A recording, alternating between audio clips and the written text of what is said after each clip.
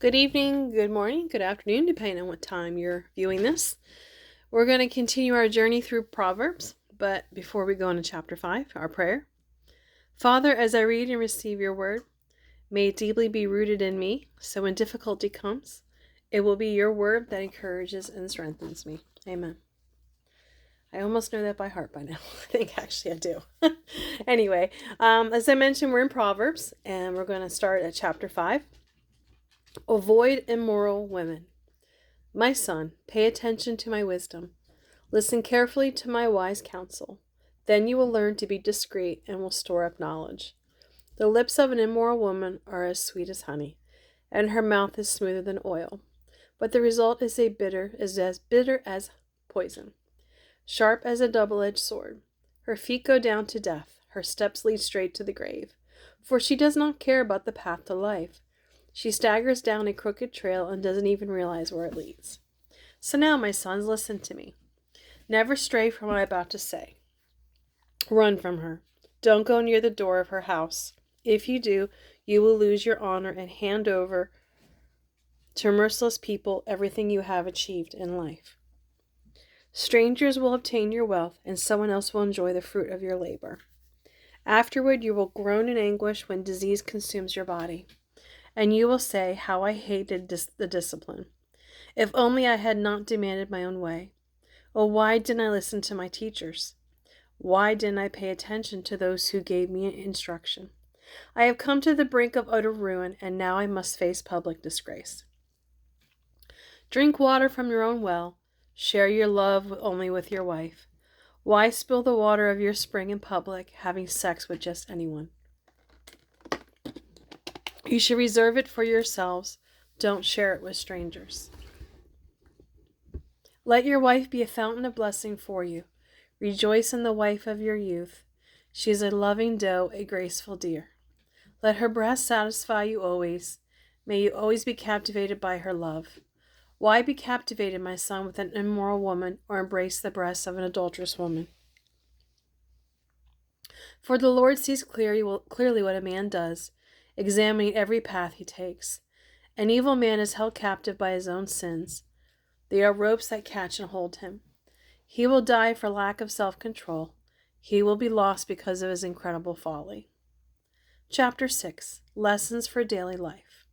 My child, if you co-sign a loan for a friend or guarantee the debt of someone you hardly know, if you have trapped yourself by your agreement and are caught by what you said, quick, get out of it if you possibly can. Excuse me. You have placed yourself at your friend's mercy. Now swallow your pride and go and beg to have your name erased. Don't put it off. Do it now. Don't rest until you do.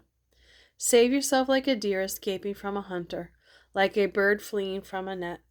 Take a lesson from the ants, you lazy bones. Learn from the ways and be wise. Even though they have no prince, governor, or ruler to make them work, they labor hard all summer, gathering food for the winter. But you lazy bones, how long will you sleep? When will you wake up? I want you to learn this lesson. A little extra sleep, a little more slumber, a little folding of the hands to rest, and poverty will pounce on you like a bandit. Scarcity will attack you like an armed robber. Here is a description of worthless and wicked people. They are constant liars, signaling their true intention to their friends by making signs with their eyes and feet and fingers. Their perverted hearts plot evil. They stir up trouble constantly, but they will be destroyed suddenly, broken beyond all hope of healing. There are 6 things the Lord hates. No, 7 things he detests. Haughty eyes, a lying tongue, hands that kill the innocent, a heart that plots evil, feet that race to do wrong, a false witness who pours out lies, a person who sows discord among brothers.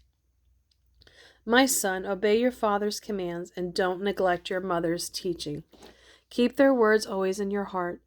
Tie them around your neck. Wherever you walk, their counsel can lead you. When you sleep, they will protect you. When you wake in the morning, they will advise you. For these commands and these teachings are a lamp of light the way ahead of you. The correction of discipline is the way of life. These commands and this teaching will keep you from the immoral woman, from the smooth tongue of an adulterous woman. Don't lust for her beauty. Don't let her coyness seduce you. For a prostitute will bring you poverty. Sleeping with another man's wife may cost you your very life. Can a man scoop fire into his lap and not be burned? Can he walk on hot coals and not blister his feet? So it is with the man who sleeps with another man's wife. He who embraces her will not go unpunished. Excuses might be found for a thief who steals because he is starving, but if he is caught, he will be fined 7 times as much as he stole, even if it means selling everything in his house to pay it back. But the man who commits adultery is an utter fool, for he destroys his own soul. Wounds and constant disgrace are his lot. His shame will never be erased, for the woman's husband will be furious in his jealousy, and he will have no mercy in his day of vengeance. There is no compensation abroad that will satisfy him. Chapter 7. Another warning about immoral women. Follow my advice, my son. Always treasure my commands. Obey them and live. Guard my teachings as your most precious possession. Tie them on your fingers as a reminder. Write them deep within your heart. Love wisdom like a sister. Make insight a beloved member of your family. Let them hold you back from an affair with an immoral woman, from listening to the flattery of an adulterous woman. I was looking out the window of my house one day and saw a simple-minded young man who lacked common sense. He was crossing the street near the house of an immoral woman. He was strolling down the path by our house. At twilight, as the day was fading, as the dark of night was set in, the woman approached him, dressed seductively and sly of heart. She was the brash, rebellious type who never stays at home. She is often seen in the streets and markets, soliciting at every corner. She threw her arms around him and kissed him, and with a brazen look she said, "I've offered my sacrifices and just finished my vows. It's you I was looking for. I came out to find you, and here you are. My bed is spread in colored sheets of finest linen imported from Egypt. I perfume my bed with myrrh, aloes, and cinnamon. Come, let's drink in our fill of love until morning. Let's enjoy each other's caresses, for my husband is not home. He's away on a long trip. He has taken a wallet full of money with him, and he won't return until later in the month." So she seduced him with her pretty speech. With her flattery she enticed him. He followed her at once, like an ox going to slaughter, or like a trapped stag, awaiting the arrow that would pierce its heart. He was like a bird flying into a snare, little knowing it would cost him his life. Listen to me, my sons, and pay attention to my words. Don't let your heart stray away toward her. Don't wander down her wayward path. For she has been the ruin of many numerous men have been her victims. Her house is the road to the grave. Her bedroom is the den of death. Chapter 8.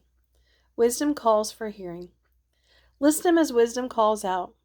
Hear as understanding raises her voice. She stands on the hilltop and at the crossroads. At the entrance to the city, at the city gates, she cries aloud. I call to you, to all of you.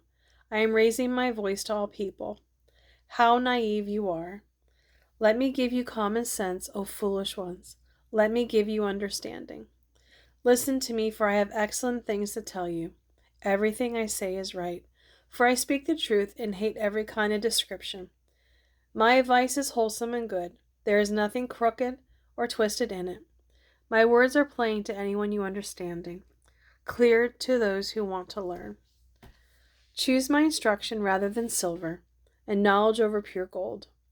For wisdom is far more valuable than rubies. Nothing you desire can be compared with it.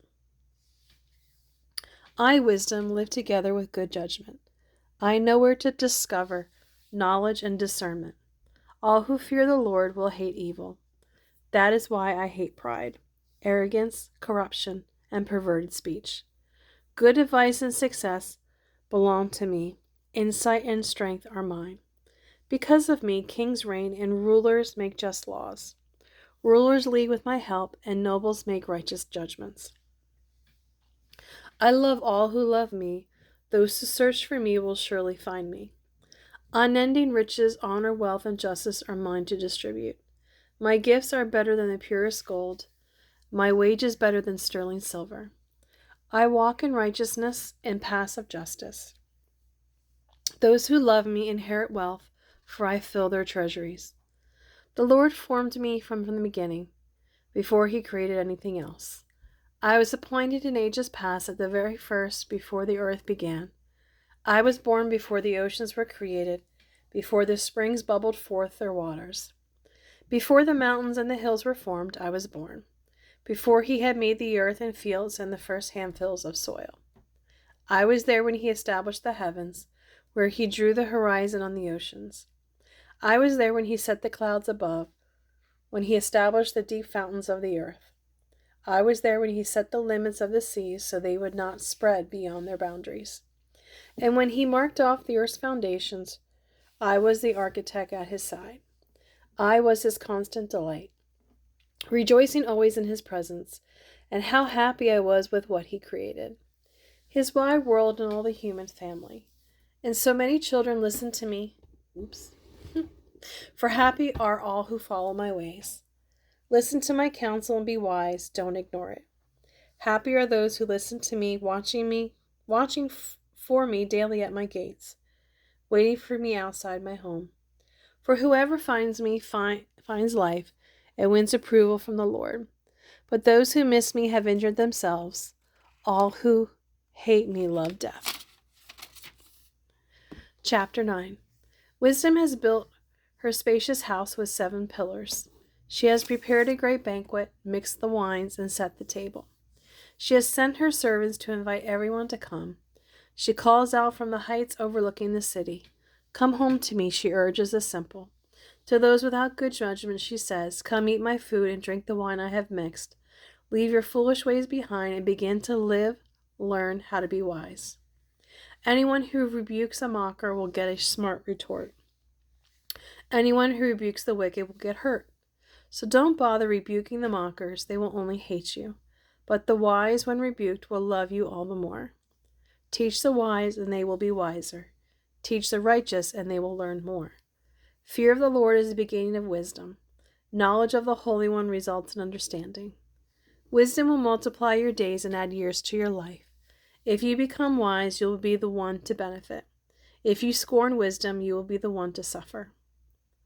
Folly calls for a hearing. The woman named Folly is loud and brash. She is ignorant and doesn't even know it. She sits in her doorway on the heights overlooking the city. She calls out to men going by who are minding their own business. Come home with me, she urges the simple. To those without good judgment, she says, stolen water is refreshing. Food eaten in secret tastes the best. But the men don't realize that her former guests are now in the grave. Well, thank you for joining me tonight. I greatly appreciate you signing in.